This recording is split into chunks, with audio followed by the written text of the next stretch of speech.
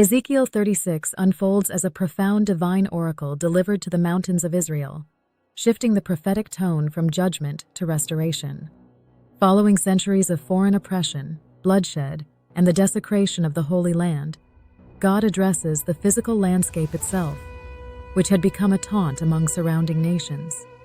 The opening verses present a dramatic apostrophe where the prophet commands the desolate hills, ruined cities, and abandoned valleys to listen to the word of the sovereign Lord. God fiercely defends his territory against the malice of Edom and other hostile neighbors who gloated over Judah's fall, vowing to reverse their mockery and prepare the land for the return of his exiled people. At the heart of the chapter is a powerful theological vindication concerning the reputation of God himself. The Israelites had profaned the divine name among the nations by being exiled for their sins, causing outsiders to question the power and faithfulness of Israel's God. In response, Yahweh declares that his primary motivation for restoring Israel is not because the people deserve it, but for the sake of his holy name. He promises to display his holiness through the reconciliation of his people, proving to the watching world that his discipline stemmed from righteousness and his restoration flows from unchanging covenant fidelity. The mechanism of this restoration is described through a sweeping physical and agricultural revival of the land.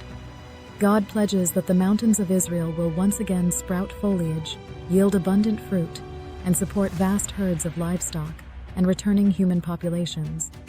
Towns will be rebuilt from their rubble, and the wasteland will become like the Garden of Eden.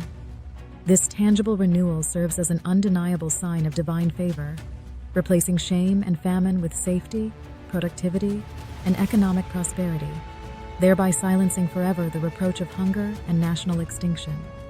Beyond external prosperity, the chapter reaches its spiritual climax in a dramatic promise of internal transformation and covenant renewal. God announces that he will sprinkle clean water on his people to cleanse them from all their impurities and idolatries.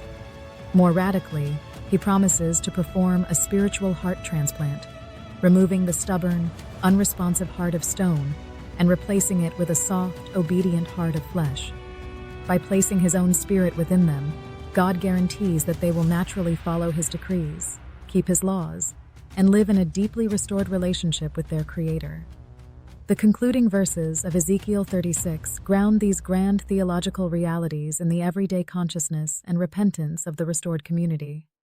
The people are told that when they look upon their flourishing land and experience this profound inner cleansing, they will remember their past evil ways and loathe themselves for their iniquities. The chapter closes with the ultimate realization of God's redemptive purpose. Cities will be populated like flocks of sheep on a holy feast day, and the surrounding nations will finally acknowledge that Yahweh is the Lord who rebuilds what is ruined and replants what is desolate.